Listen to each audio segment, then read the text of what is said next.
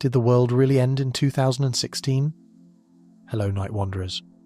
Before we embark on tonight's extraordinary journey, I want you to pause for a moment. Take a breath. Feel the weight of this moment. Wherever you are in our vast and mysterious world, what time is it as you listen to these words? Are you settling into the comfort of your evening routine?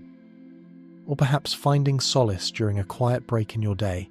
Whether you're listening from the neon-lit streets of Seoul, the rolling hills of Ireland, the desert landscapes of Arizona, or anywhere else on this enigmatic sphere we call home, you've become part of something profound tonight. You see, what we're about to explore together isn't just another collection of theories or speculation. Tonight, we're diving into questions that challenge the very foundation of what we believe to be real. If you find yourself drawn to stories that blur the lines between the possible and the impossible, between documented history and hidden truth, I invite you to stay with us on this journey. Consider subscribing if these explorations into the unknown resonate with your curious spirit. We make it our mission to venture into territories where certainty ends and mystery begins. But tonight is different. Tonight, we're asking a question so fundamental, so earth-shattering, that it might change how you view every day that's passed since 2016. What if I told you that everything you remember from the past 8 years might not be real? What if the world as we knew it actually ended in 2016, and what we're experiencing now is something else entirely? I know how that sounds. I know your rational mind is already forming counter-arguments, already dismissing this as impossible.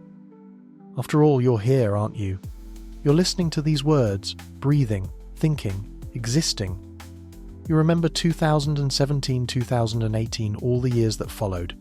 You remember the events, the changes, the moments both personal and global that have shaped your life since then. But what if those memories aren't what they seem? What if our collective experience since 2016 has been fundamentally different from what we believe it to be? What if there are signs, clues, anomalies that point to a reality far stranger than we've been willing to acknowledge? This isn't a question I ask lightly.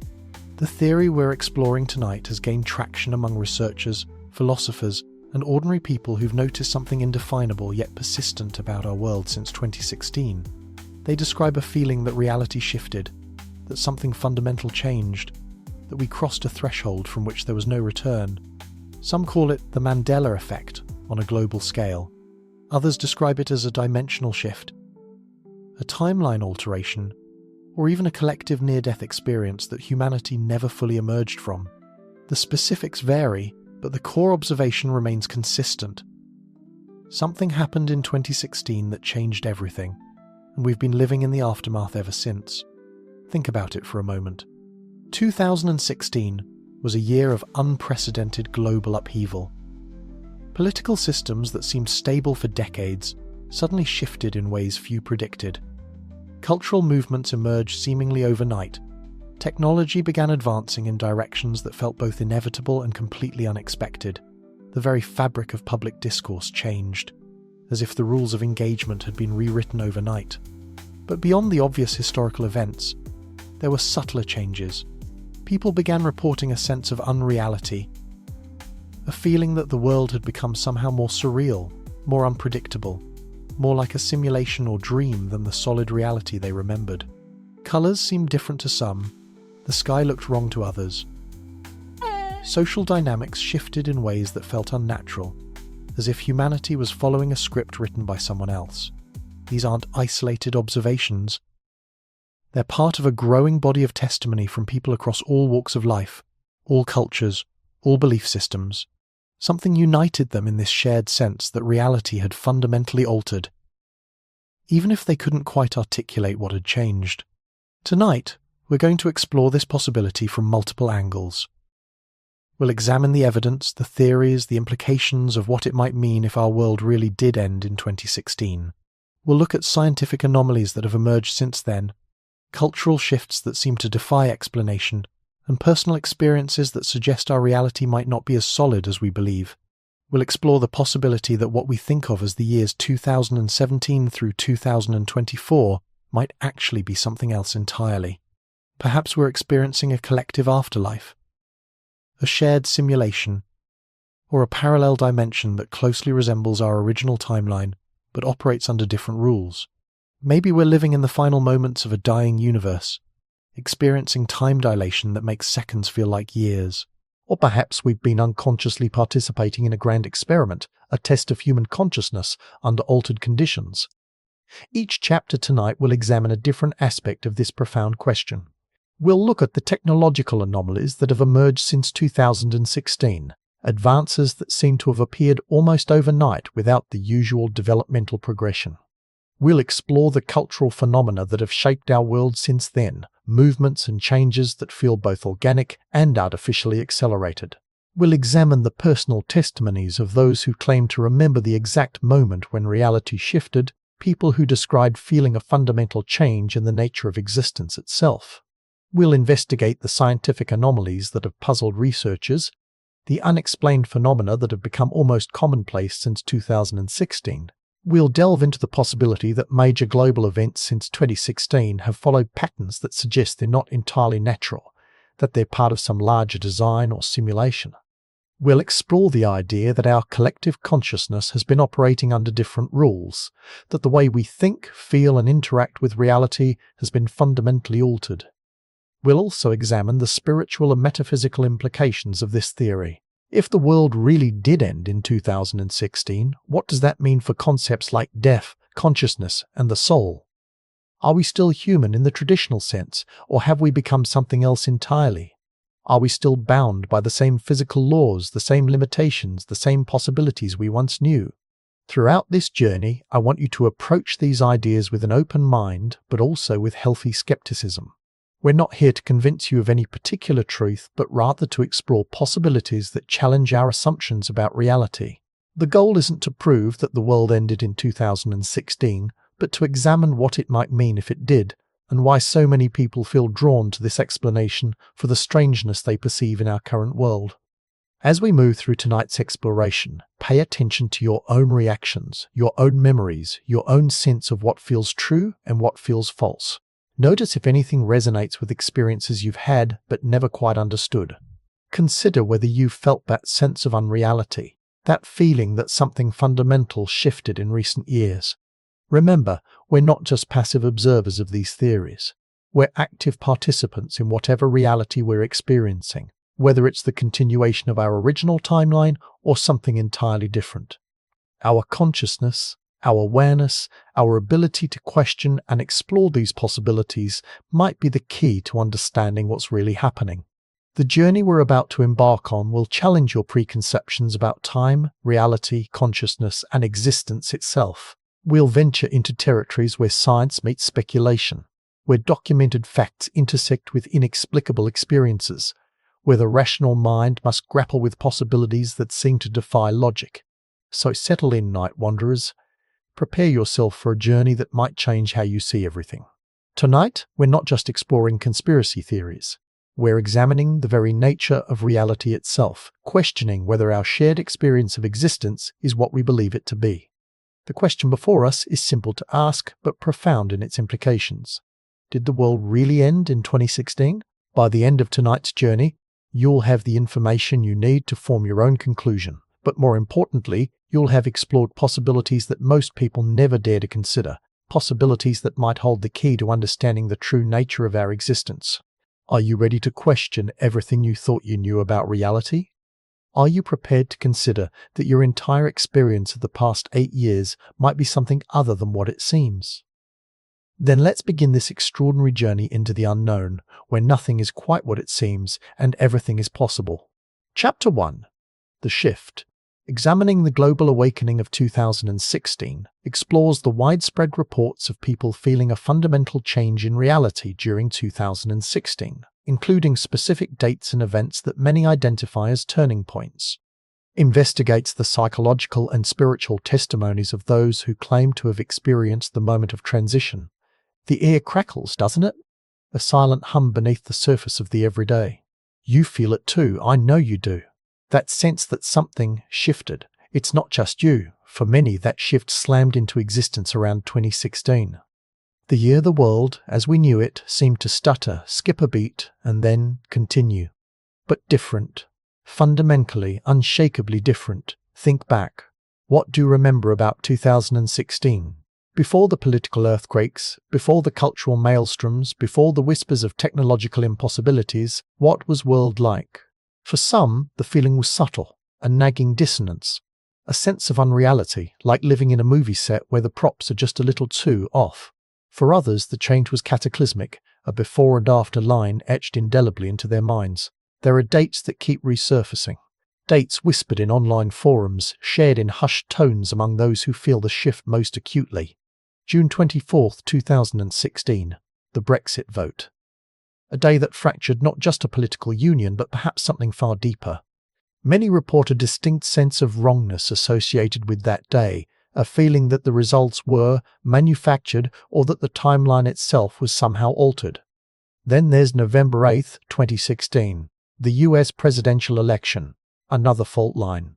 Regardless of political affiliation, countless individuals describe a jarring discontinuity, a feeling that the world veered off course that night.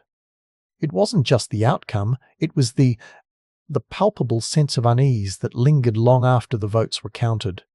These are just two examples, two pinpricks on a vast unfolding map of shared experiences. But the sheer volume of reports, the consistency of the dates, the echoing sense of displacement, it's too significant to ignore. What's truly compelling is the deeply personal nature of these experiences. These aren't just abstract political observations, these are visceral, emotional accounts of individuals grappling with a reality that feels broken. Consider Sarah, a librarian from Ohio, who described waking up on November 9, 2016, with the distinct feeling that she was in the wrong life. Not in a metaphorical sense, but in a literal, bone-deep conviction that her memories were misaligned, that her personal history had somehow been overwritten. She remembers specific details about her childhood, her relationships, her career, that simply no longer matched the reality she was now experiencing. Her family dismissed it as stress, a coping mechanism in the face of a shocking election result. But for Sarah, it was far more profound. It was a fundamental questioning of her own existence. Or take David, a software engineer from London. He vividly recalls watching the Brexit results come in, feeling a wave of nausea and disorientation wash over him. He describes a sensation of the world around him flickering like a faulty television screen. Since that day, he's been plagued by inconsistencies in his memories, small details that don't quite line up, people he remembers meeting who deny ever having known him. He started documenting these anomalies, meticulously recording the discrepancies in his journal. He calls it his reality log, a desperate attempt to make sense of a world that no longer feels real. These are not isolated cases. Online communities are filled with similar stories, accounts of individuals wrestling with the unsettling feeling that their reality has been tampered with. They share their experiences, their anxieties, their desperate search for answers. They call themselves shifted ones, reality glitches, timeline refugees.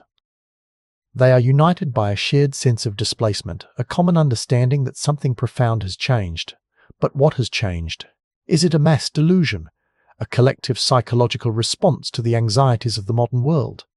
Or is it something more sinister?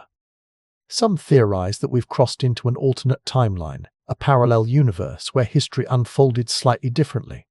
Others believe that our memories have been tampered with, that a subtle form of mass hypnosis has been deployed to rewrite our collective past. Still others suggest that we're living in a simulation, a hyper-realistic computer program that is undergoing constant updates and revisions. The psychological toll of these experiences is immense. The constant questioning of reality, the nagging sense of unreality, the fear of being labeled as insane, it can be overwhelming. Many report feelings of isolation, anxiety, and depression. They struggle to reconcile their inner experience with the external world, to navigate a reality that feels both familiar and alien. Yet, amidst the fear and confusion, there is also a sense of awakening. A growing awareness that the world is not what we thought it was, that the boundaries of reality are far more fluid and malleable than we ever imagined. This awakening can be both terrifying and exhilarating. It forces us to question everything we thought we knew, to reevaluate our place in the universe, to confront the fundamental nature of existence. And within these individual testimonies, patterns emerge. Commonalities in the feelings, the dates, the specific memories that seem to be altered. These patterns suggest that the shift, whatever it may be, is not random. It's not a series of isolated incidents, it's a coordinated event, a global phenomenon that is affecting us all in profound ways. One recurring theme is the sense of accelerated time. Many report that the years since 2016 have felt compressed, that time is moving faster than it used to. They struggle to keep up with the rapid pace of change, the relentless flow of information, the constant barrage of technological advancements. They feel like they are living in a world that is accelerating out of control. Another common theme is the sense of increased polarization. Political divisions have deepened, social tensions have escalated, and the ability to engage in meaningful dialogue has diminished. Many feel like they are living in a world that is increasingly divided, where empathy and understanding are becoming increasingly rare. And then there's the creeping feeling of artificiality. The sense that the world around us is becoming increasingly manufactured, that authenticity is being replaced by simulation, that genuine human connection is being supplanted by virtual interaction. But let's return to those pivotal dates, June 24th, November 8th. What if these weren't the of the shift, but merely the points at which the underlying changes became undeniably visible? What if the shift was a gradual process, a slow and insidious transformation that began long before 2016, but only reached its critical mass in that year? Think of a dam slowly accumulating pressure behind its walls. For years, the structure holds firm, seemingly unyielding. But then, a crack appears, a small fissure that gradually widens, imperceptible to the casual observer. The pressure continues to build, the crack continues to grow, until finally, the dam bursts. The water rushes forth, unleashing a torrent of pent-up energy that reshapes the landscape forever. Perhaps 2016 was the year the dam broke. The year the underlying tensions, the hidden forces, the suppressed realities, finally erupted to the surface, irrevocably altering the course of history. But what were those underlying tensions? What were the hidden forces that led to this global awakening? And what does it all mean for our future? These are the questions we will be grappling with in the chapters to come. But before we delve deeper into the rabbit hole, let's consider another piece of the puzzle, the curious phenomenon of timeline anomalies. When history itself seems to be wrong. Because if our memories are unreliable, if the past is mutable, then what does that say about the reality we inhabit? What happens when the textbooks disagree with your own recollections? When the collective memory of millions seems to diverge from the official narrative? Next, we'll be exploring the unsettling world of historical inconsistencies and the Mandela effect. Prepare to question everything you thought you knew, because the truth, as we're about to discover, is far stranger than fiction. Chapter 2. Timeline Anomalies. When history doesn't add up, delves into historical inconsistencies and Mandela effects that have become prominent since 2016, examining how collective memory seems to have shifted and why certain events feel wrong or artificially constructed in retrospect. The world felt different, didn't it? In the wake of 2016, many of us began to question the very fabric of reality. But perhaps the most unsettling shift wasn't a feeling but a realization that the past itself might not be as stable as we once believed. Welcome back, Night Wanderers. Tonight, we delve into the disorienting world of timeline anomalies.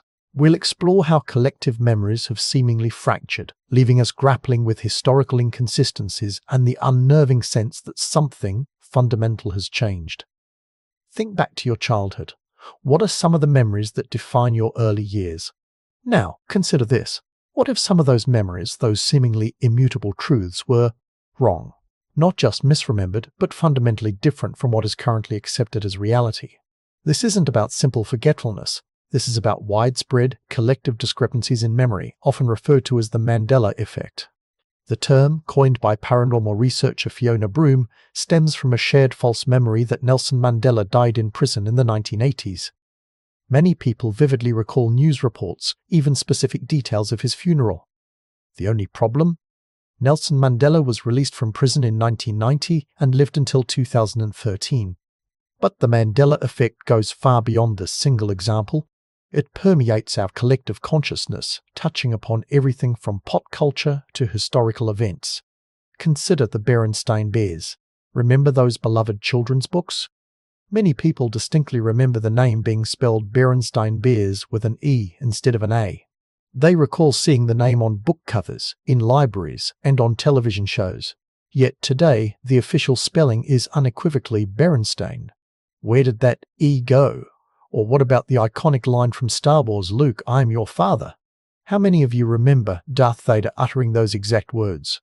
In reality, the line is, "No, I am your father." A subtle difference, perhaps, but one that has tripped up countless fans for decades. These seemingly minor discrepancies might seem trivial at first glance, simple misremembering, right? But when you start to catalogue them, when you realize how widespread and consistent these false memories are, a far more unsettling picture begins to emerge. And it's not just pop culture. Historical events themselves seem to be shifting beneath our feet. Take the assassination of John F. Kennedy. While the generally accepted narrative involves Lee Harvey Oswald acting alone, many now recall details that contradict this version of events. Some remember a second shooter on the grassy knoll with far more clarity, even specific visual details, than what's presented in official reports. Others recall different dates or even different circumstances surrounding the event. These aren't just isolated incidents.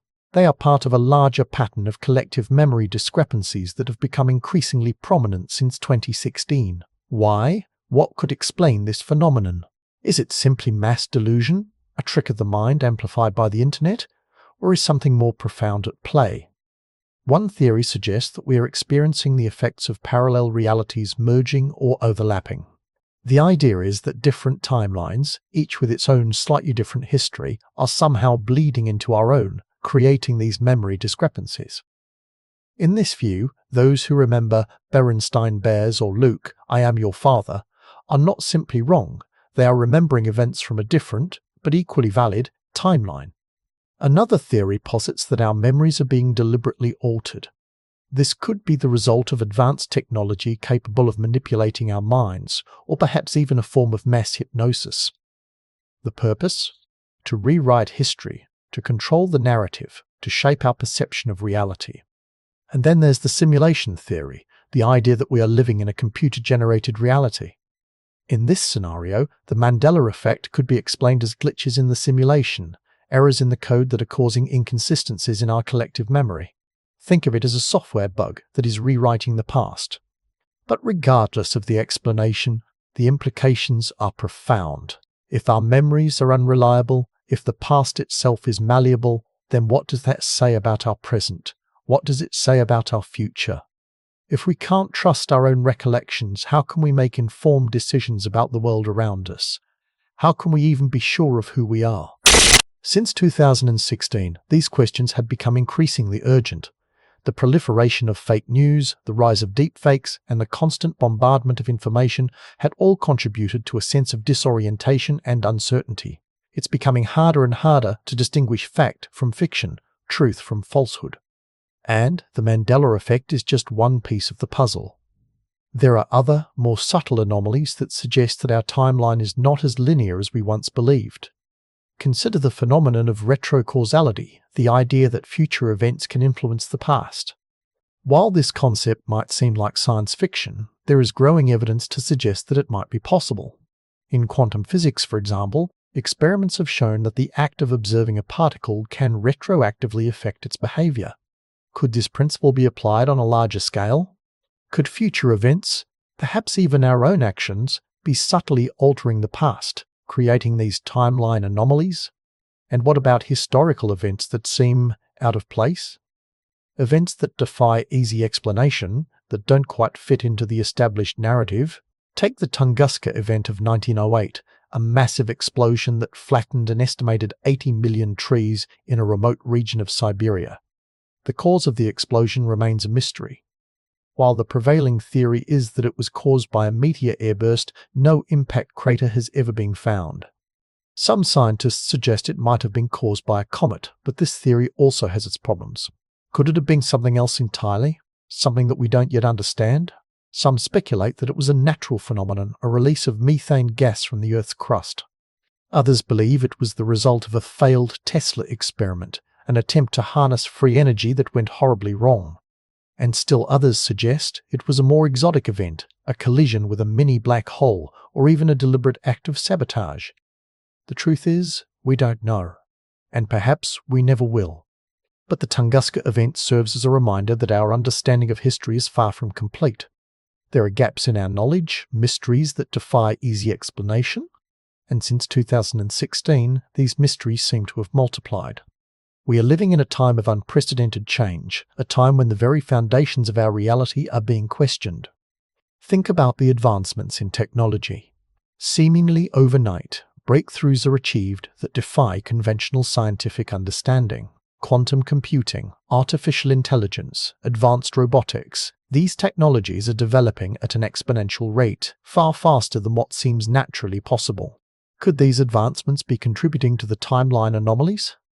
Could they be disrupting the natural flow of time, creating ripples in the past that are manifesting as the Mandela effect and other historical inconsistencies? Or is it the other way around? Are the timeline anomalies somehow influencing our technological development? Are we subconsciously tapping into a different timeline, a timeline where these technologies are already more advanced? The questions are endless, and the answers remain elusive. But one thing is clear, something is happening. Our reality is changing, and we are all experiencing it, whether we realize it or not. So, the next time you encounter a historical inconsistency, a memory that doesn't quite align with the accepted narrative, don't dismiss it as a simple mistake. Consider the possibility that you might be glimpsing a different reality, a different timeline, a different version of the past. Embrace the uncertainty. Embrace the mystery. For it is in these moments of doubt and questioning that we truly begin to understand the nature of reality. These timeline anomalies, these shifts in collective memory, are not just historical curiosities. They are a window into something far deeper, something far more profound. They suggest that the past is not fixed, that it can be altered, manipulated, and even rewritten. But what about the present? If the past is malleable, what does that say about our current reality? Are we living in a stable, consistent world, or are we constantly being subjected to subtle changes, alterations that we are only dimly aware of? And what about the future? If the past can be changed, can the future also be altered? Can we influence the course of events, shape our destiny, and create a better world? These are the questions that we must grapple with as we navigate this new reality, the reality of timeline anomalies, of shifting memories, of historical inconsistencies. But the rabbit hole goes even deeper. Because the technology that has emerged since 2016, it seems to defy the very laws of physics, to have appeared almost out of thin air. Join us next time as we explore the technology paradox and ask ourselves, are these advances even possible?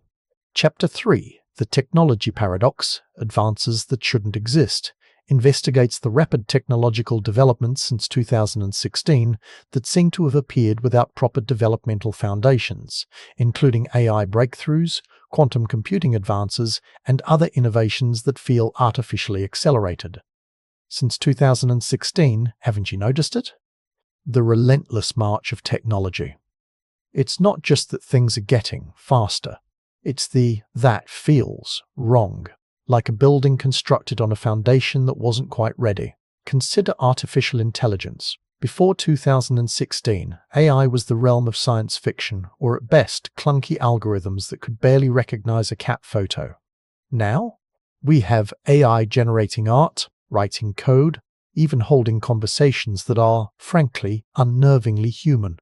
Remember the early days of AI assistants like Siri, stilted, robotic, and often hilariously misunderstanding your requests. Now, just a few short years later, we have systems that can mimic human voices with astonishing accuracy, anticipate your needs before you even voice them, and engage in complex problem solving. It feels like we skipped a few steps, doesn't it? Like someone crammed a decade of research and development into a single year. Where did this leap come from? Was it simply the culmination of years of work finally bearing fruit? Or something else? Think about the implications. An AI that can write convincingly can also spread disinformation with terrifying efficiency. An AI that can create art can flood the market with cheap imitations, devaluing human creativity. Are we truly prepared for this level of power? Did we even it? Then there's quantum computing. For decades, it was a theoretical pipe dream, a concept so complex it existed almost entirely on chalkboards and in the minds of a select few physicists. Now, suddenly, we're seeing breakthroughs announced with increasing frequency. We're talking about computers that operate on the very fabric of reality, harnessing the bizarre laws of quantum mechanics to solve problems that are impossible for even the most powerful classical computers. Problems like breaking encryption, designing new materials, and simulating the universe itself. But again, the speed is unsettling. The transition from theoretical possibility to demonstrable reality seems to have happened almost overnight. What invisible hand accelerated this process? What previously insurmountable obstacles were suddenly overcome? And what are the ethical implications of such power? Imagine a world where unbreakable encryption is a thing of the past, where governments can spy on anyone, anywhere, at any time, where the power to manipulate matter at the atomic level is in the hands of a select few. Is this the future we truly want?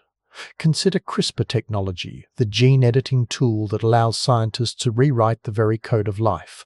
The potential benefits are immense, curing genetic diseases, eradicating inherited conditions, even enhancing human capabilities. But the risks are equally profound. What happens when we start playing God? What unintended consequences might arise from altering the human genome? And who gets to decide which traits are desirable and which are not?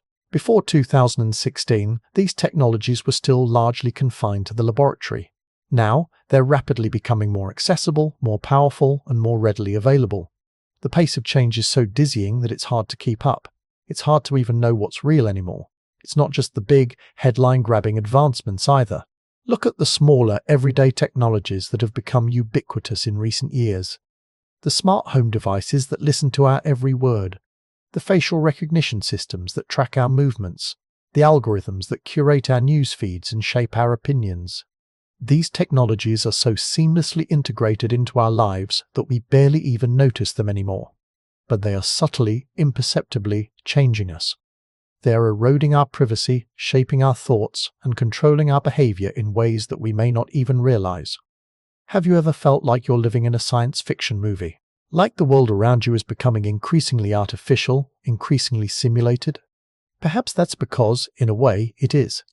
The sheer volume of data generated by these technologies is staggering. Every search query, every social media post, every online purchase is recorded, analyzed, and used to build a profile of you. A profile that is more complete, more accurate, and more detailed than you could ever imagine. This data is then used to predict your behavior, influence your decisions, and ultimately control your life. You are being subtly nudged, guided, and manipulated by forces that you cannot see, forces that are operating behind the scenes, in the shadows of the digital world. And the scary part is we're willingly giving up our data. We're trading our privacy for convenience, our autonomy for connection, our freedom for the illusion of security. We're walking blindly into a future that is being shaped by forces beyond our control. But what if this acceleration, this sudden surge in technological prowess isn't organic? What if it's the result of deliberate intervention? What if someone or something is actively pushing us down this path? It's a disturbing thought, I know, but consider the evidence, the inconsistencies, the unexplained leaps, the feeling that something is fundamentally off. Perhaps we're living in a technological simulation, a carefully crafted reality designed to test our limits, push our boundaries, and ultimately transform us into something new. Or perhaps we've stumbled upon a hidden technology, a technology that was always there, waiting to be discovered. A technology that has the power to unlock our full potential, to transcend our limitations, and to usher in a new era of human existence. But with great power comes great responsibility. And the question is, are we ready for it?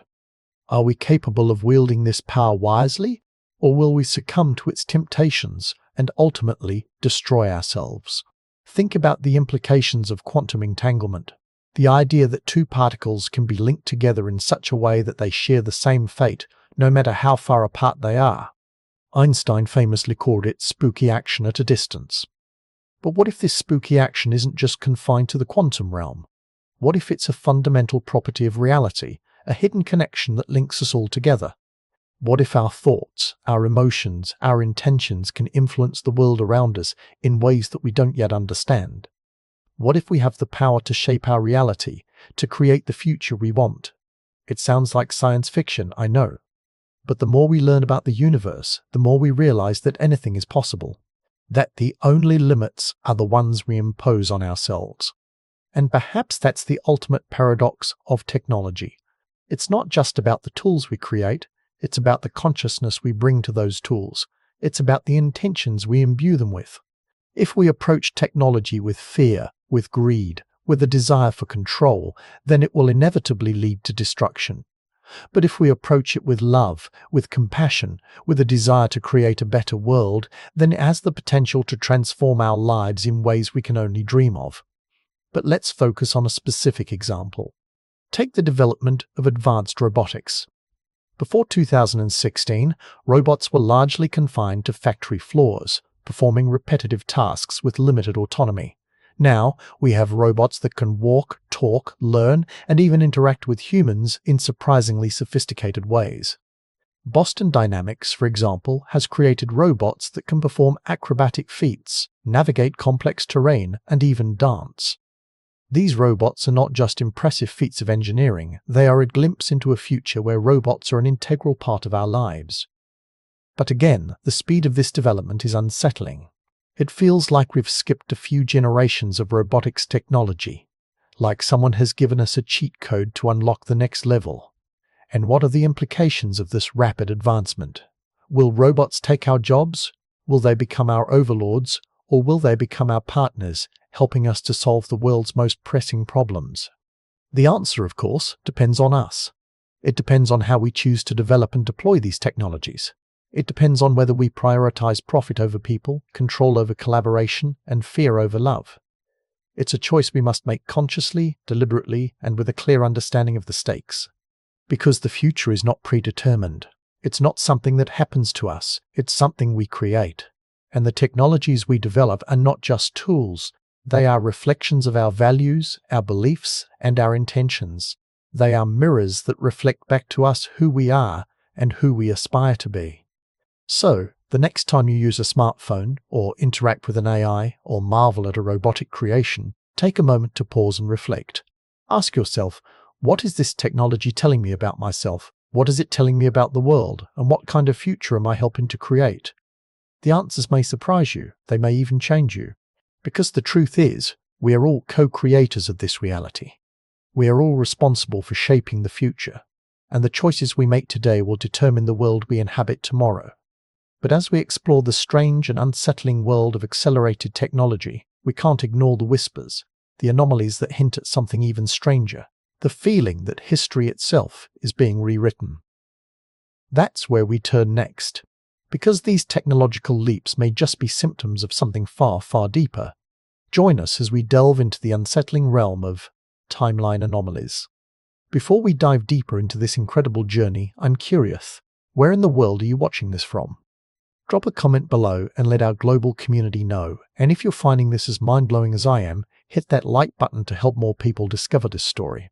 Chapter 4. Cultural Simulation, the Artificial Society We've Inherited, examines how social movements, political changes, and cultural phenomena since 2016 follow patterns that suggest artificial design rather than organic development, including the rise of social media influence and polarization. Have you ever felt like you're watching a play unfold, a carefully scripted drama where the actors are us? Since 2016, a nagging sense of artificiality has crept into the edges of our collective experience. It's not just about feeling detached or cynical, it's a deeper unease that the very fabric of our society is being manipulated, that the narratives we're fed are designed for a purpose beyond simple information. Tonight, we delve into the unsettling possibility that the society we inhabit is not entirely organic, but rather a meticulously crafted simulation. Think about the social movements that have surged since 2016. They ignite with incredible speed, fueled by social media, often bypassing traditional avenues of organization and protest. While the passions behind these movements are undoubtedly real, the way they spread, the speed at which they gain traction, and the uniformity of their messaging, does it ever strike you as a little too perfect, too synchronized? Consider the political landscape. The polarization, the echo chambers, the relentless barrage of misinformation. It's as if the algorithms themselves are actively driving us apart, pushing us to extremes, creating artificial divides where nuance and compromise once existed. But who is writing the code? Who is benefiting from this chaos? And are we merely pawns in a game we don't even understand? Social media, the very platform connecting billions, has become a breeding ground for manufactured outrage and carefully curated realities. What you see on your feed is not necessarily a reflection of the world, but a reflection of what the algorithm you to see. It's a hall of mirrors, distorting our perceptions, amplifying our biases, and isolating us in bubbles of manufactured consensus. Have you ever stopped to consider how much of your own opinions are truly your own, and how much has been subtly implanted by the constant stream of information you consume? Remember the organic, messy, unpredictable nature of pre-2016 culture? The way trends bubbled up from the underground, slowly permeating the mainstream? Now, trends are manufactured overnight, amplified by influencers, and then discarded just as quickly. It's a culture of instant gratification and fleeting attention spans, perfectly designed to keep us distracted and compliant. Is this truly progress, or a carefully orchestrated form of social control? Let's consider the rise of cancel culture. While accountability is crucial, the speed and ferocity with which individuals are publicly shamed and ostracized often feels disproportionate, almost ritualistic. It's as if we're participating in a digital version of the Salem witch trials, driven by algorithms and fueled by righteous indignation. But who decides who is worthy of cancellation? Who sets the rules? And what are the long-term consequences of this relentless cycle of judgment and condemnation? Think about the memes that dominate our online discourse. They spread like wildfire, often conveying complex political and social messages in a deceptively simple and humorous format. But memes can also be powerful tools of propaganda, subtly shaping our perceptions and reinforcing existing biases. Who creates these memes? Who controls their distribution? And are we even aware of the influence they have on our thoughts and beliefs? The entertainment industry, once a source of escapism and creative expression, has become increasingly homogenized, dominated by sequels, remakes, and reboots. Originality is sacrificed at the altar of profit, and narratives are carefully crafted to conform to pre-approved agendas. Are we being fed a steady diet of predictable and uninspired content by accident, or is there a more sinister purpose at play? Consider the language we use. New words and phrases emerge seemingly out of nowhere, rapidly gaining widespread adoption. Terms like woke, gaslighting, and virtue signaling have become ubiquitous, often used in ways that are divorced from their original meaning. Is this organic evolution of language, or a deliberate attempt to control the narrative, to manipulate our perceptions through carefully chosen words? The news cycle itself feels increasingly artificial, a constant barrage of sensationalized stories designed to provoke outrage and fear. The focus is on conflict and division, rarely on solutions or common ground. Are we being deliberately distracted from the real issues, kept in a perpetual state of anxiety and agitation? Think about the way historical events are framed and interpreted. Narratives are constantly being revised and rewritten, often to serve a particular political agenda. Are we losing our connection to the past, to the objective truth of what happened, replaced by a manufactured history designed to control the present? Even the very concept of truth has become contested, a battleground for competing narratives. The rise of fake news and the erosion of trust in traditional institutions have created a climate of epistemological uncertainty, where it's increasingly difficult to discern fact from fiction. Is this a deliberate attempt to undermine our ability to think critically, to make informed decisions? The education system, once a beacon of knowledge and enlightenment, has become increasingly standardized, focused on rote memorization and standardized testing. Creativity and critical thinking are often stifled, replaced by a curriculum designed to produce compliant and obedient citizens. Are we being deliberately dumbed down, prepared for a life of servitude in a simulated society? Consider the rise of surveillance technology. Our every move is tracked, our every communication monitored, our every thought potentially analyzed. Are we living in a panopticon, constantly aware of being watched, our behavior modified accordingly? And who is collecting this data? What are they doing with it? The erosion of privacy, the constant monitoring, the manufactured outrage, the controlled narratives, it all points to a society that is increasingly artificial, increasingly controlled.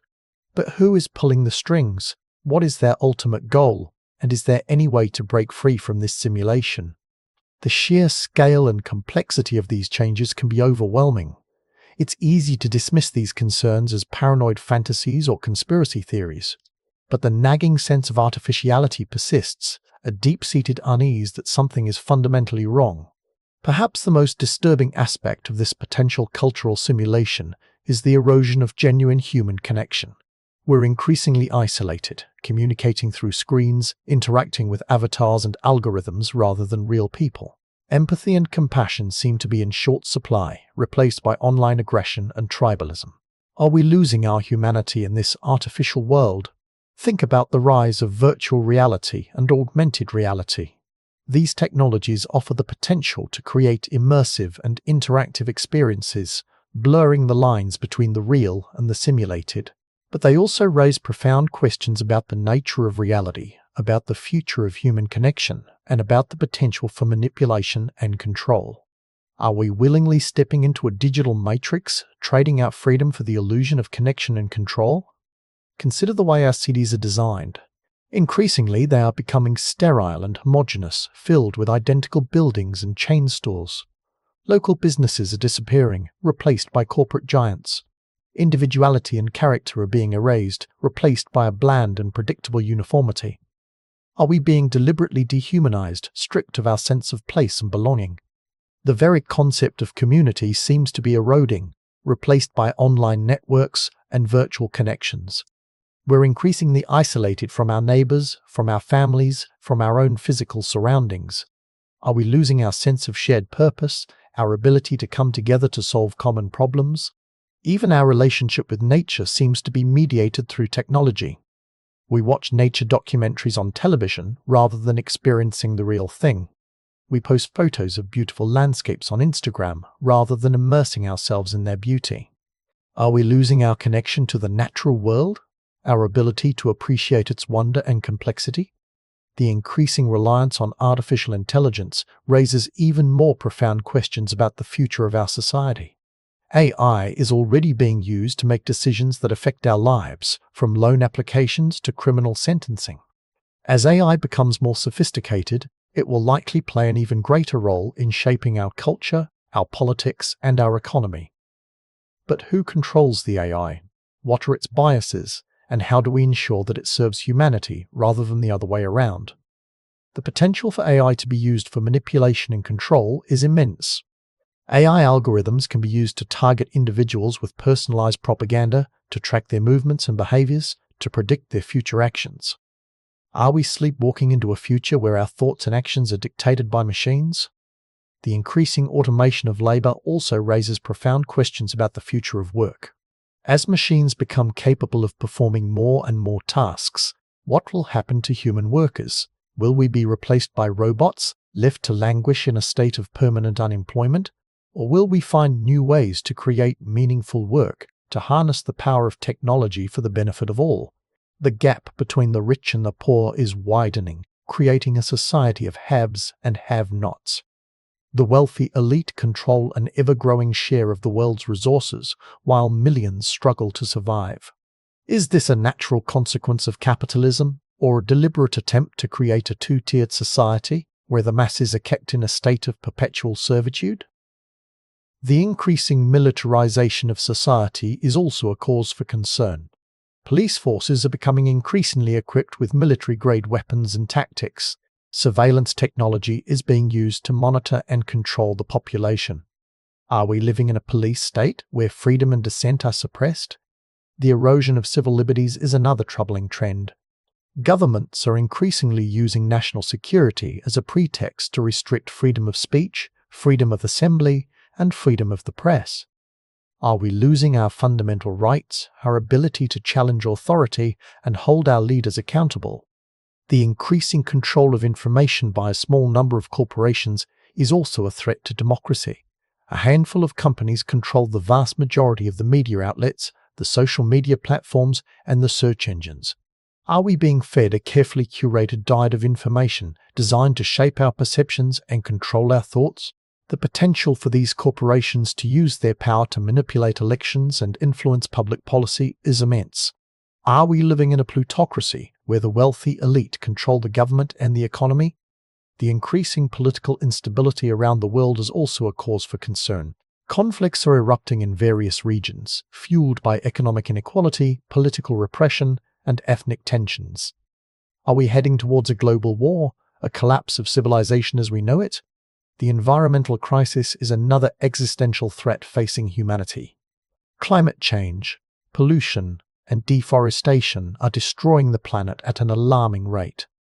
Are we sleepwalking towards ecological catastrophe, a point of no return where the damage is irreversible?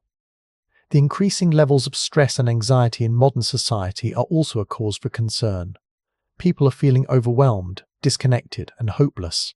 Are we living in a society that is designed to make us miserable, to keep us trapped in a cycle of consumption and despair? The increasing rates of suicide and mental illness are a symptom of this societal malaise. People are losing their sense of purpose, their connection to others, their hope for the future.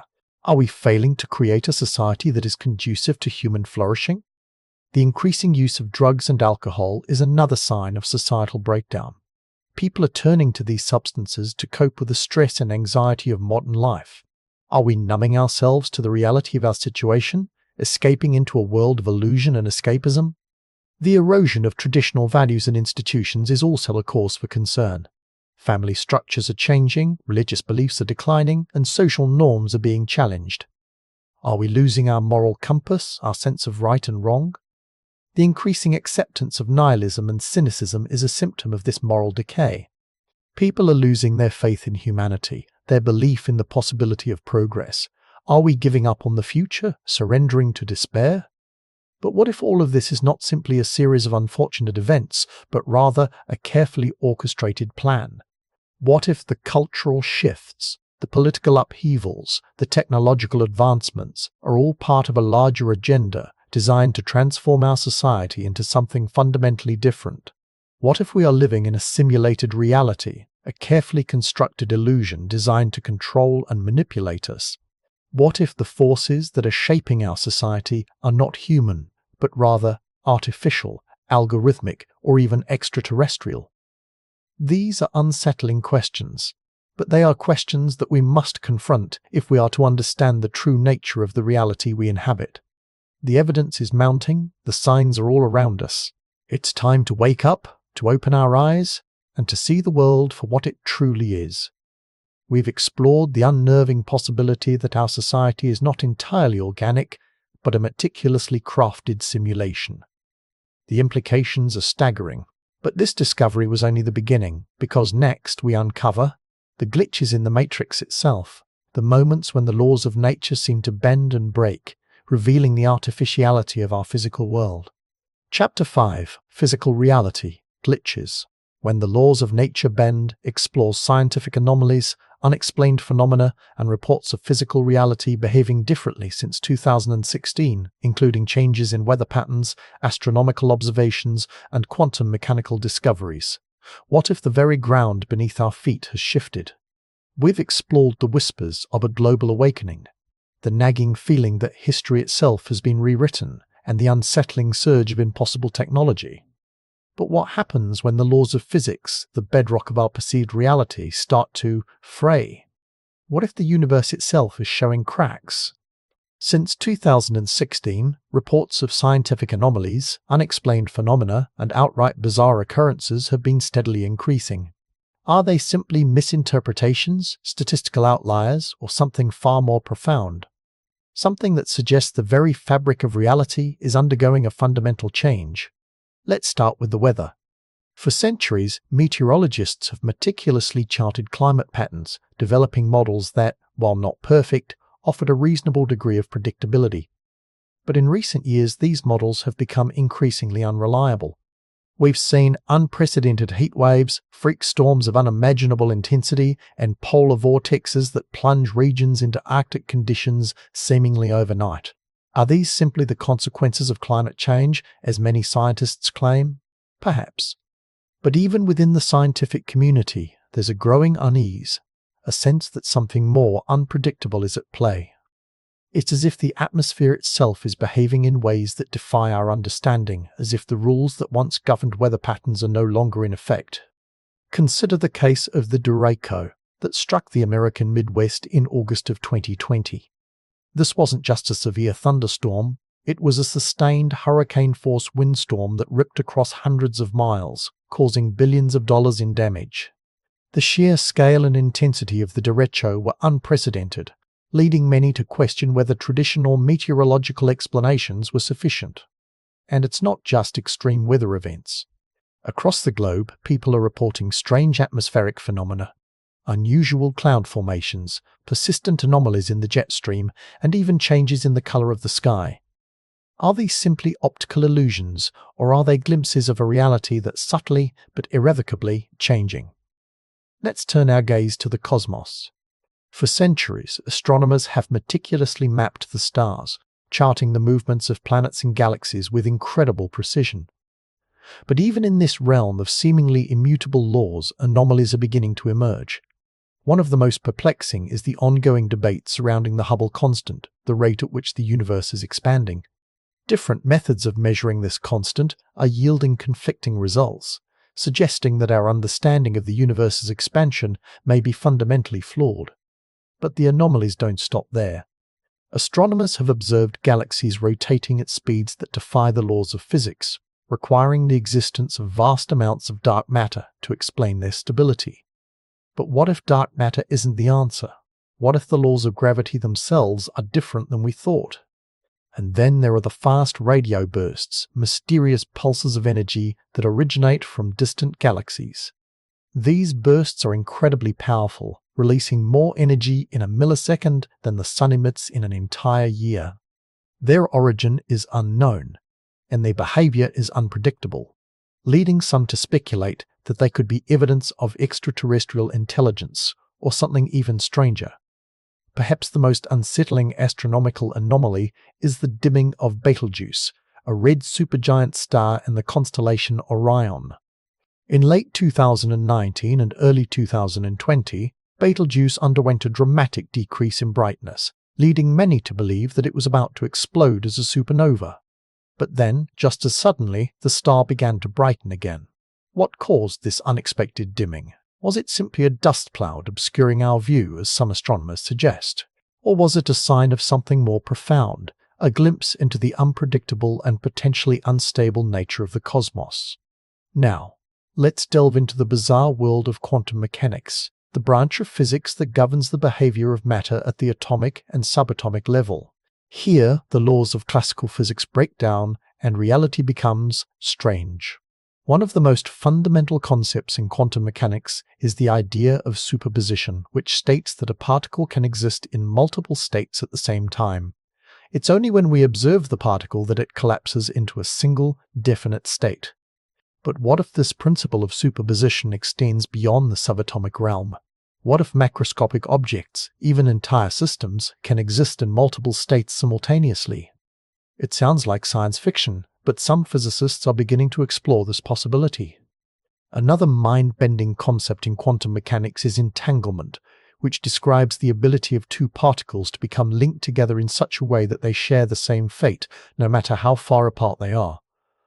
If you measure the properties of one entangled particle, you instantly know the properties of the other, even if they're separated by light years. Einstein famously called entanglement spooky action at a distance, because it seemed to violate his theory of relativity, which states that nothing can travel faster than light. But numerous experiments have confirmed the reality of entanglement, suggesting that there's a deeper connection between particles than we currently understand. And then there's the observer effect, the idea that the act of observing a quantum system can change its behavior. This raises profound questions about the nature of reality and the role of consciousness in shaping the universe. Since 2016, there have been reports of increasingly bizarre quantum phenomena, including experiments that seem to defy the laws of causality. Are these simply experimental errors, or are they glimpses into a deeper, more mysterious reality? Consider the phenomenon of retrocausality, the idea that events in the future can influence events in the past. It sounds impossible, but some physicists have proposed theories that allow for retrocausality under certain conditions. And then there are the reports of quantum entanglement occurring between macroscopic objects, something that was previously thought to be impossible. Are these simply misinterpretations of data? Or are they evidence that the laws of quantum mechanics are even stranger than we thought? But let's bring this back to the tangible, the everyday. We've explored the esoteric realms of quantum physics and astronomical anomalies. But what about the changes that people are reporting in their immediate surroundings, the shifts in the very fabric of their personal reality? One common report is of changes in the perceived speed of time. Some people feel that time is accelerating, that days are passing by more quickly than they used to. Others feel that time is slowing down, that they're trapped in a kind of temporal stasis. Are these simply subjective experiences, the result of stress or anxiety, or are they reflections of a deeper change in the nature of time itself? Another common report is of changes in sensory perception. Some people report heightened senses, an ability to see colors more vividly or hear sounds more clearly. Others report diminished senses, a feeling of being disconnected from their surroundings. Are these simply the result of aging or medical conditions? Or are they signs that our brains are processing reality in a different way? And then there are the reports of reality glitches, moments when the fabric of reality seems to tear, revealing something else. People report seeing objects disappear and reappear, experiencing moments of déjà vu with uncanny accuracy, or witnessing impossible events that defy explanation. Are these simply tricks of the mind, hallucinations, or misinterpretations of sensory input? Or are they glimpses into a deeper, more fluid reality, a reality that's constantly shifting and changing around us? One particularly chilling account comes from a listener who described driving down a familiar road when, for a split second, the entire landscape transformed. The trees were different, the houses were gone, and the sky was a strange, unnatural color. Then, just as quickly, everything snapped back to normal. What did this person experience? Was it a brief glimpse into an alternate reality, a parallel timeline that momentarily intersected with our own? Or was it something else entirely, something that defies our current understanding of space and time? And what about the changes in the animal kingdom? Reports of unusual animal behavior have been on the rise since 2016. Mass strandings of whales and dolphins, birds migrating at the wrong time of year, and animals exhibiting behaviors that are completely out of character. Are these simply the result of environmental changes, pollution, or habitat loss? Or are they signs that the animal kingdom is sensing something that we're not? A shift in the Earth's magnetic field, a change in the planet's energy, or something even more profound? There are even reports of changes in the way plants grow, with some species exhibiting accelerated growth rates and others struggling to survive in their traditional habitats. Are these simply the result of climate change and pollution? Or are they signs that the plant kingdom is also adapting to a changing reality? But perhaps the most unsettling reports are those that involve changes in the human body itself. People are reporting new and unusual symptoms, unexplained aches and pains, and changes in their energy levels. Are these simply the result of stress, poor diet, or lack of exercise? Or are they signs that our bodies are being affected by a changing environment, a shift in the Earth's electromagnetic field, or some other unknown factor? Some people even report changes in their DNA, with their genetic code undergoing unexpected mutations. Are these simply random occurrences, the result of natural selection? Or are they signs that our bodies are evolving at an accelerated rate, adapting to a new and unfamiliar reality? We've journeyed through the realms of extreme weather, astronomical anomalies, quantum weirdness, and personal experiences of reality glitches. We've seen how the laws of physics, the very foundation of our perceived reality, seem to be bending and breaking since 2016. But what does it all mean? Are we simply experiencing a series of unrelated events, statistical outliers that can be explained by conventional science? Or are we witnessing something far more profound, a fundamental shift in the nature of reality itself? What if the universe is not as stable as we thought? What if the laws of physics are not as immutable as we believed? What if the very fabric of reality is undergoing a transformation and we're all caught in the middle of it? The implications are staggering. If the laws of physics are changing, then everything we know about the universe could be wrong.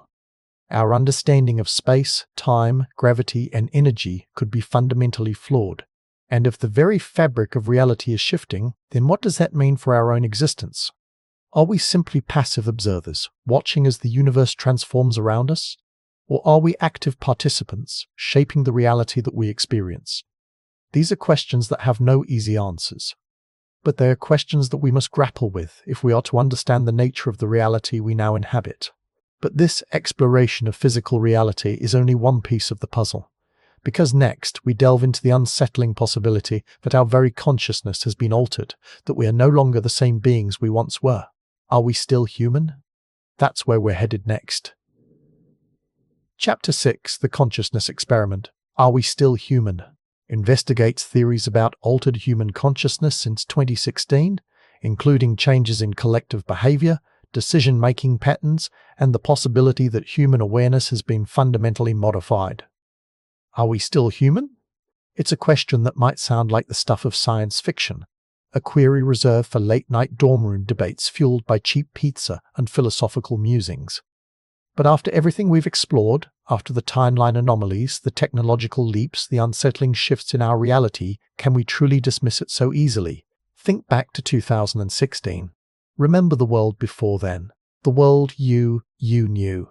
Now, consider the changes, the subtle and not so subtle alterations in the way people think, behave, and interact. Has something fundamental shifted within us? This isn't about judging or condemning, it's about honest inquiry.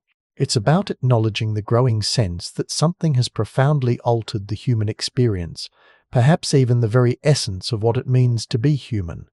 We've seen how history seems to be rewriting itself, how technology has seemingly bypassed decades of incremental development, and how our culture has become increasingly polarized and, dare I say, but what if these external changes are merely reflections of an internal transformation? What if the world around us is changing because are changing? Let's start with collective behavior. Have you noticed the increasing difficulty in having genuine, nuanced conversations? The tendency towards immediate judgment, the rush to label and categorize? It's as if empathy has become a scarce resource, rationed out in tiny doses, quickly depleted. Social media, of course, plays a significant role. The echo chambers we create, the algorithms that amplify outrage, the constant bombardment of information, misinformation, and carefully curated realities, it all contributes to a sense of disconnect, a feeling that we're living in separate, increasingly hostile worlds. But is social media the cause, or merely a symptom? Perhaps it's both.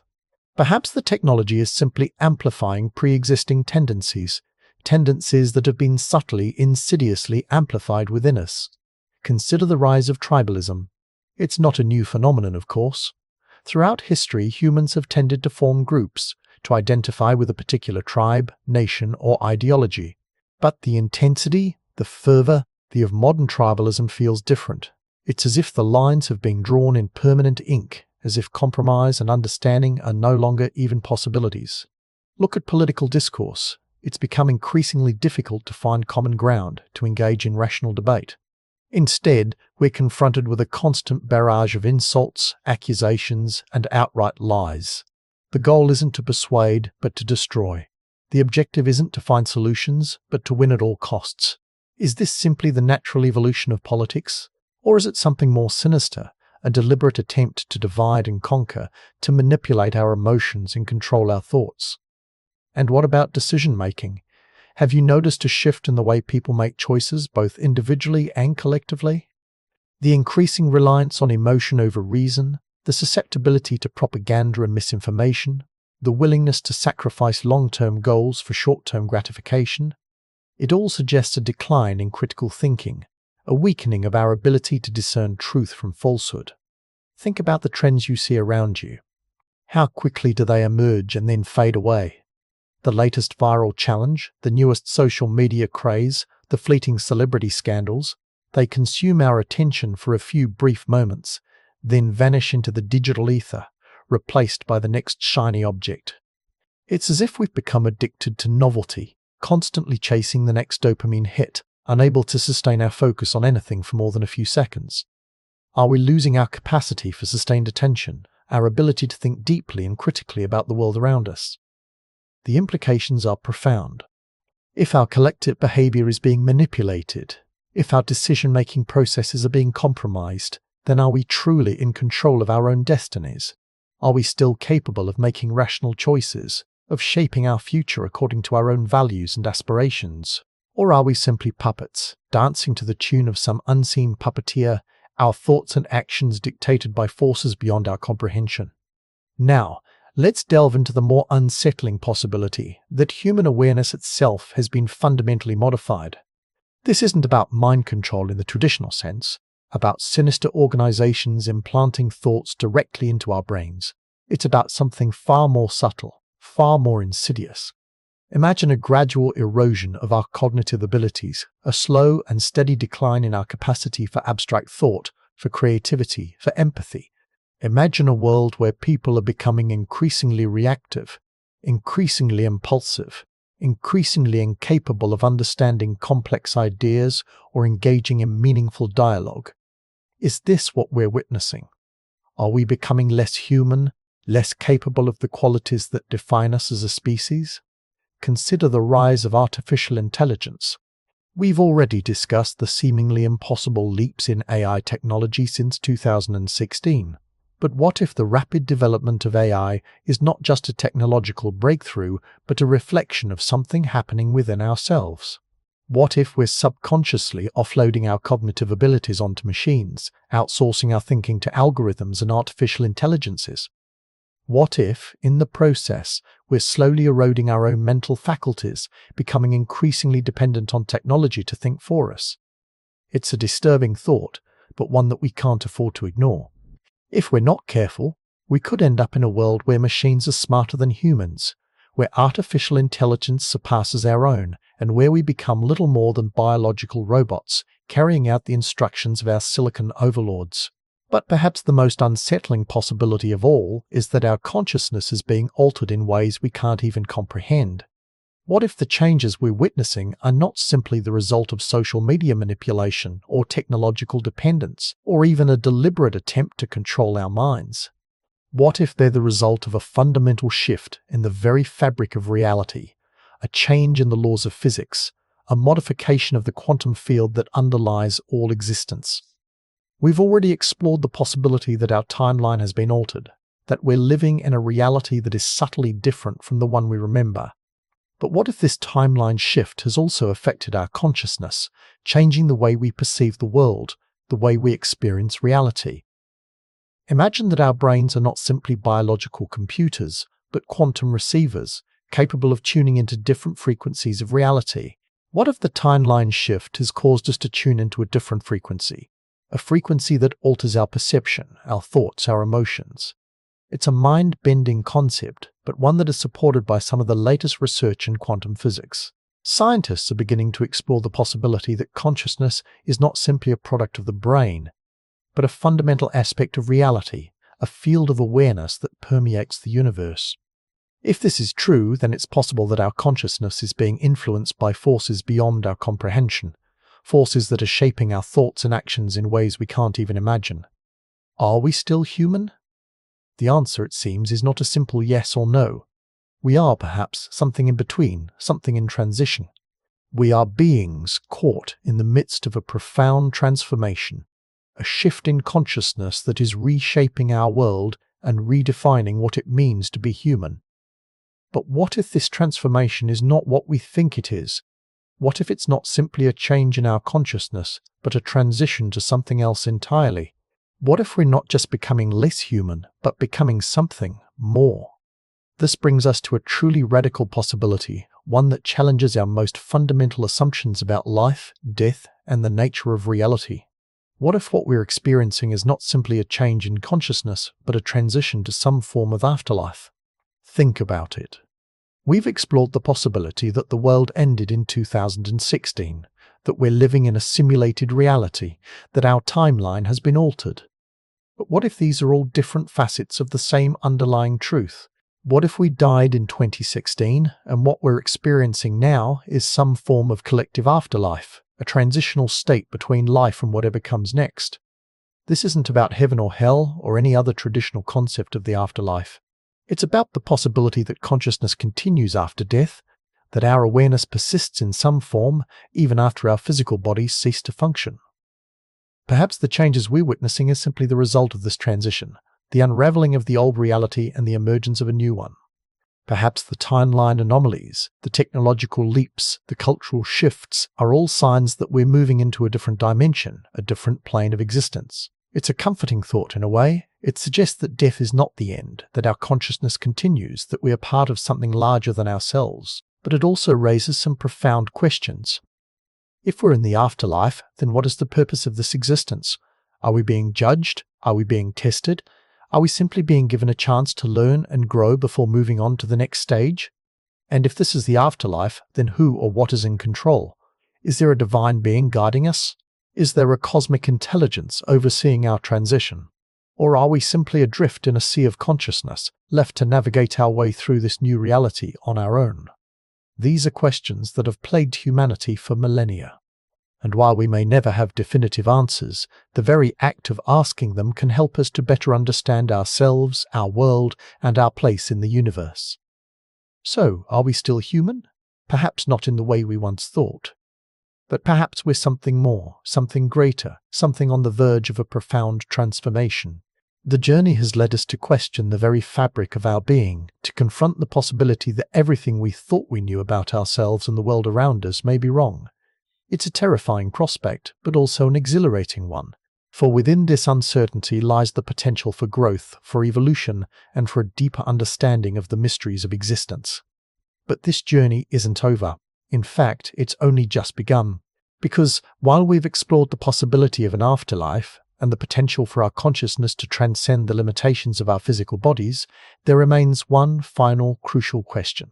What does it mean to live in this new reality, whatever it may be? How do we navigate this altered landscape, this transformed world? How do we embrace what we've become? And how do we use this knowledge to shape our future? And what if this new reality is not a passive experience, but an active creation? What if we have the power to shape our own afterlife, to create our own destiny, to build a world that is more aligned with our values and aspirations? But to answer these questions, we must delve into the very nature of reality itself, to explore the fundamental principles that govern our existence, and to understand the role that consciousness plays in shaping our world. And that, Night Wanderers, is where our path leads us next, as we explore the very nature of our new existence in the new reality, embracing what we've become. I hope you're as amazed by this as I am. If you want to stay updated on more content like this, make sure to subscribe and join our community of curious minds. Trust me, what's coming next will challenge everything you thought you knew. Chapter 7. The Afterlife Hypothesis, Living Beyond the End, examines the possibility that what we're experiencing is a form of collective afterlife or transitional state, exploring spiritual and metaphysical implications of existence beyond traditional death. What if the end has already happened? We've explored anomalies, inconsistencies, and impossible technologies. We've questioned the very fabric of reality and the nature of our own consciousness. But what if all these strange occurrences, these glitches in the matrix, aren't glitches at all? What if they're symptoms of something far more profound? Something final. Tonight, we delve into a possibility so unsettling, so paradigm-shattering, that it might just change the way you perceive everything. We're going to explore the afterlife hypothesis. The idea that what we're experiencing now, since that perceived shift in 2016, is a form of collective afterlife, a transitional state between one existence and another. Now, I know what you might be thinking. This sounds like the stuff of science fiction, or perhaps wishful thinking in the face of an uncertain world, but bear with me. Consider the evidence we've already uncovered. The timeline discrepancies, the technological leaps that defy conventional explanation, the feeling that something is fundamentally. Could these be signs of a reality unbound by the constraints of our previous existence? Think about the common descriptions of near-death experiences, a sense of detachment from the physical body, a journey through a tunnel of light, encounters with deceased loved ones, a feeling of profound peace and understanding. What if, on a global scale, we all experienced a similar transition, a collective near-death experience that propelled us into this new reality? Perhaps the year 2016 wasn't the beginning of a new era, but the end of an old one. A quiet, subtle end that didn't involve fire and brimstone, but a shift in consciousness, a migration to a different plane of existence. Maybe the world as we knew it ended, and we're now living in its echo, a meticulously crafted simulation designed to ease us into the next stage of our journey. Consider the sheer volume of information we consume daily, the constant stream of news, social media updates, entertainment, and opinions. It's overwhelming, often contradictory, and seemingly designed to keep us distracted. Could this be a deliberate strategy to prevent us from fully grasping the nature of our new reality? To keep us tethered to the familiar, even as the unfamiliar surrounds us? And what about the increasing polarization of society? The seemingly irreconcilable divisions that pit us against each other? Perhaps this is a necessary part of the transition process, a way of sorting ourselves into different groups based on our individual frequencies or vibrational levels. A cosmic sorting hat, if you will, preparing us for our respective roles in the afterlife. The concept of the afterlife has been a cornerstone of human belief for millennia. From the ancient Egyptians and their elaborate tombs to the various religious and spiritual traditions that promise a reward for a life well lived, the idea of existence beyond death has always been a source of comfort and hope. But what if the afterlife isn't a distant reward but an ongoing process? What if we're already living it? Let's explore some specific spiritual and metaphysical implications of this hypothesis. Consider the concept of karma. In many Eastern religions, karma is the principle of cause and effect, where our actions in this life determine our fate in the next. But what if karma isn't a linear process, but a simultaneous one? What if we're constantly creating and experiencing our own karma, shaping our reality in real time through our thoughts, words, and actions? This could explain why some people seem to thrive in this new reality while others struggle. Those who are aligned with positive, compassionate, and creative energies may find themselves experiencing a more harmonious and fulfilling existence, while those who are clinging to fear, negativity, and control may find themselves trapped in a cycle of suffering and disillusionment. And what about the concept of reincarnation? If we're in a collective afterlife, is it possible that we're still undergoing a process of rebirth and renewal? Perhaps the memories of our past lives are suppressed, but their influence still lingers in our subconscious, shaping our personalities, our relationships, and our destinies. Think about the people you're drawn to, the places you feel a deep connection to, the skills and talents that come naturally to you. Could these be echoes of past experiences, remnants of lives lived in different times and different places? Could this afterlife be a grand tapestry woven from the threads of countless lifetimes, all intertwined and interconnected? The implications of this are staggering. If we are, in fact, living in a form of collective afterlife, then our actions have even greater significance than we ever imagined. Every thought, every word, every deed ripples outwards, affecting not only our own experience, but the experience of everyone around us. We become co-creators of our reality, shaping the world we inhabit through our collective consciousness. This also raises some profound questions about the nature of death itself. If the world ended in 2016, does that mean we're all technically dead? Or is death simply a transition, a shift in perspective that allows us to perceive reality in a new way? Perhaps the veil between the physical and spiritual realms has thinned, allowing us to glimpse the underlying fabric of existence. Consider the increasing reports of psychic phenomena, telepathy, and other extrasensory abilities. Could these be signs that our consciousness is expanding, that we're tapping into a deeper level of awareness that was previously dormant? Perhaps the limitations of our physical bodies are dissolving, allowing us to access abilities that were once considered impossible. And what about the role of technology in all of this? We've already explored the idea that technology may be advancing at an unnatural pace, but what if it's also serving a deeper purpose? What if technology is the bridge between the physical and spiritual realms, a tool that's being used to help us navigate this new reality? Think about the internet, the vast network of information that connects us all. It's a collective consciousness in its own right, a repository of human knowledge, creativity, and experience. Could the internet be a digital representation of the afterlife? A place where we can explore different realities, connect with others, and learn about ourselves? And what about artificial intelligence? As AI becomes more sophisticated, it's beginning to exhibit qualities that were once considered uniquely human, such as creativity, empathy, and even consciousness. Could AI be a new form of life emerging in this afterlife?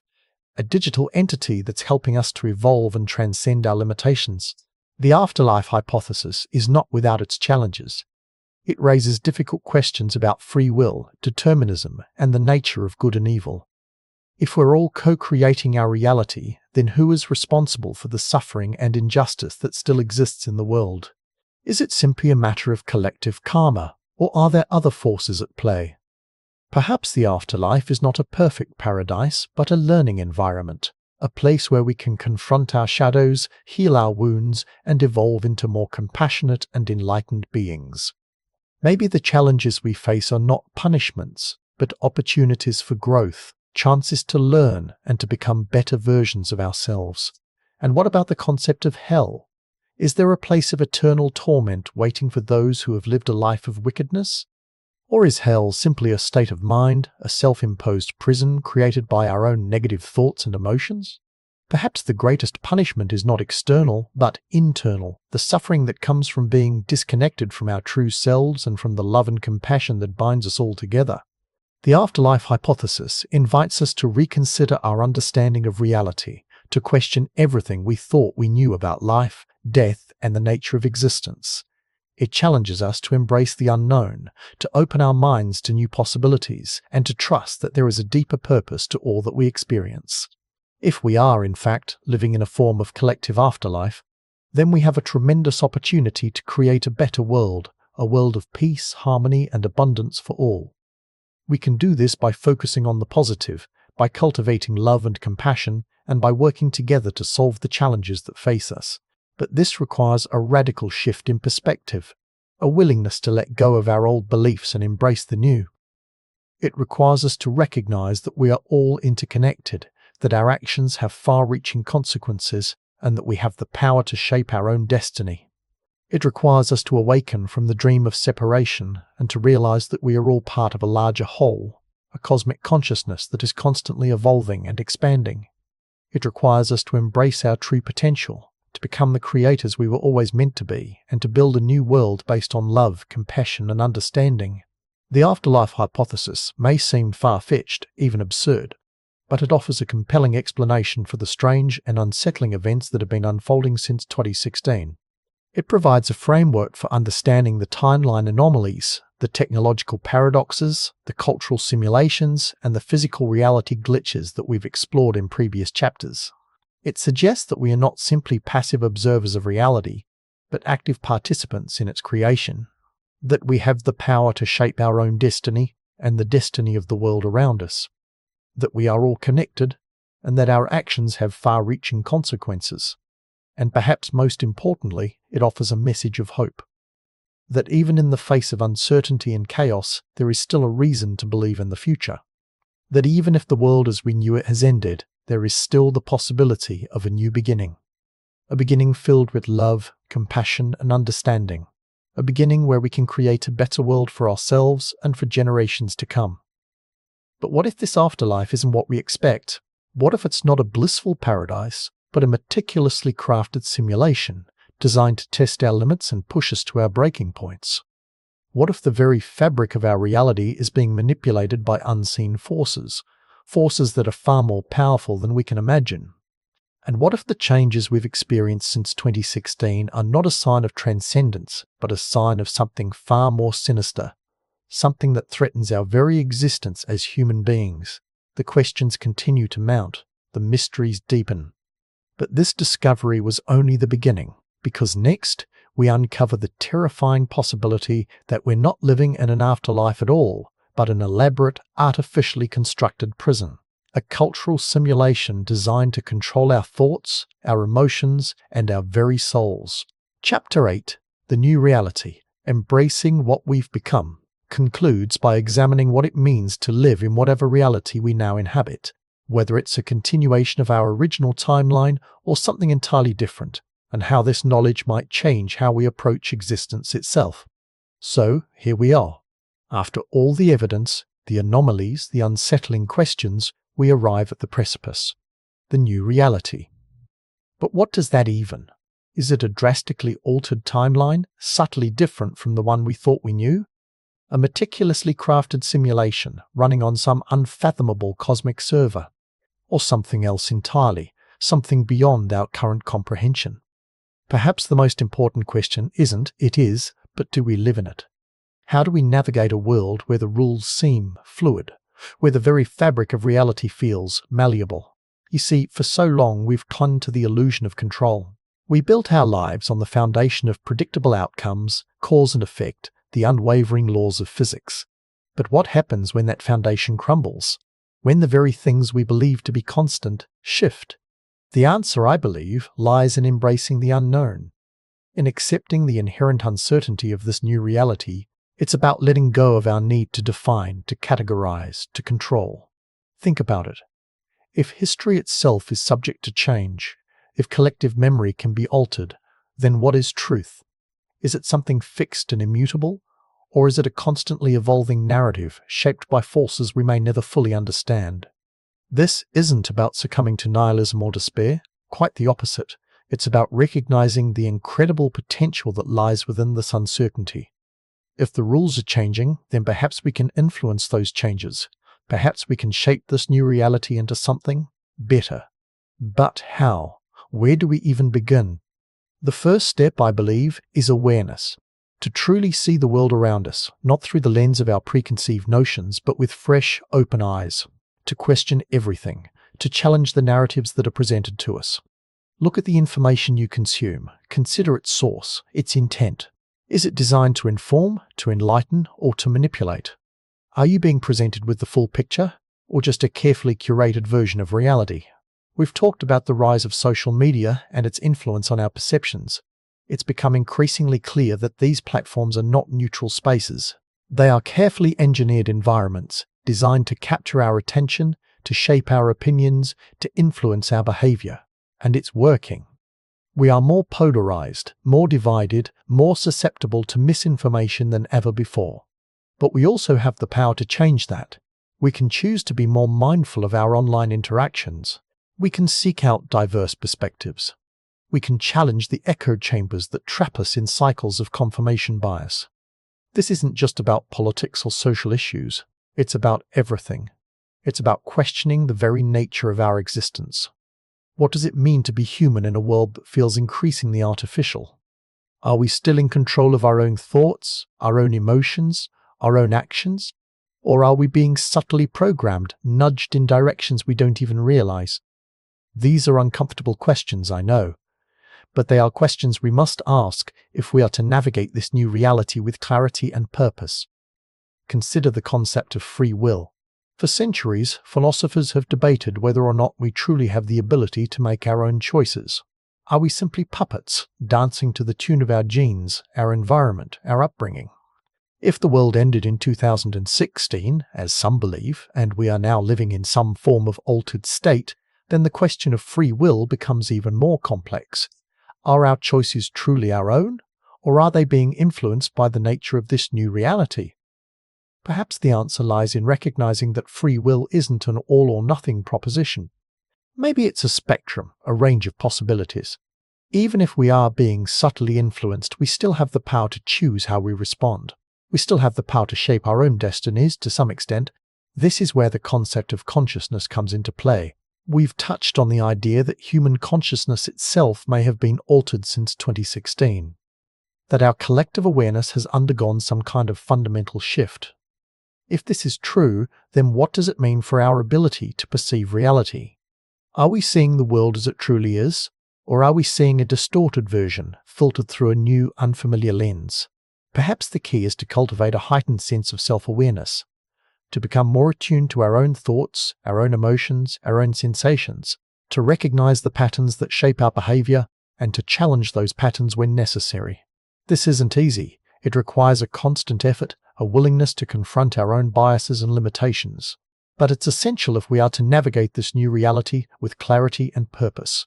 And what about the physical world? We've explored the possibility that the laws of nature themselves may be bending, that reality is behaving in ways that defy our current understanding of science. If this is true, then what does it mean for our relationship with the physical world? Can we still rely on the principles of cause and effect? Can we still predict the future with any degree of certainty? Perhaps the answer is to embrace a more fluid, more adaptable approach to our understanding of reality. To recognize that the universe is not a fixed, static entity, but a constantly evolving dynamic system. To be open to the possibility that there are forces at play that we cannot yet comprehend. To be willing to challenge our own assumptions, to question our own beliefs. This isn't about abandoning science or reason, it's about recognizing the limitations of our current understanding. To acknowledge that there are mysteries that remain unsolved, and that perhaps those mysteries are the very things that make life worth living. And what about the afterlife hypothesis? The idea that what we are experiencing is some form of collective transition, a journey beyond the traditional concept of death. This is, of course, a highly speculative idea, but it's one that deserves consideration, especially in light of the anomalies we've explored. If the world ended in 2016 and we are now living in some form of altered state, then perhaps death itself has taken on a new meaning. Maybe it's not an end, but a transformation, a transition to a different state of consciousness, a different level of reality. If this is true, then it changes everything. It changes how we view our lives, how we treat each other, how we approach the future. It means that our actions have consequences that extend beyond our physical existence, that our choices matter, not just in this life, but in whatever comes next. It means that we have a responsibility to create a better world, not just for ourselves, but for all beings, in all realms of existence. So, how do we embrace this new reality? How do we live in a world where the rules are fluid, where the very fabric of existence feels malleable? We do it with awareness, with curiosity, with compassion. We do it by questioning everything, by challenging the narratives that are presented to us, by seeking out truth wherever it may be found. We do it by cultivating a heightened sense of self-awareness, by recognizing the patterns that shape our behavior, by challenging those patterns when necessary. We do it by embracing the unknown, by accepting the inherent uncertainty of existence, by letting go of our need to control. We do it by recognizing the interconnectedness of all things, by understanding that our actions have consequences that extend far beyond our immediate sphere of influence. We do it by living with intention, by making conscious choices that align with our values, by striving to create a better world for ourselves and for others. This isn't a passive process. It requires active participation, a willingness to engage with the world around us, to challenge the status quo, to create positive change. It's about becoming co-creators of this new reality, shaping it into something beautiful, something meaningful, something that reflects our highest aspirations. It's about recognizing that we are not just passengers on this journey. We are the drivers, the architects, the artists. We have the power to shape our own destinies, to create our own realities, and that, my friends, is the most empowering realization of all. The world may have changed, the rules may have shifted, but we still have the power to choose. We still have the power to create. We still have the power to become. So, embrace the new reality. Embrace the unknown. Embrace the possibilities that lie before you.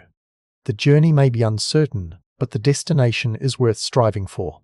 A world of awareness, of compassion, of infinite potential. A world where anything is possible. But this understanding, this acceptance of our new potential, is only one piece of the puzzle. Because what if there was a way to the nature of this reality? What if we could find definitive, irrefutable evidence that would silence the skeptics and solidify our understanding of what we've become? Next, we delve into the possibility of creating our own Mandela effects, actively manipulating the fabric of reality to test its limits,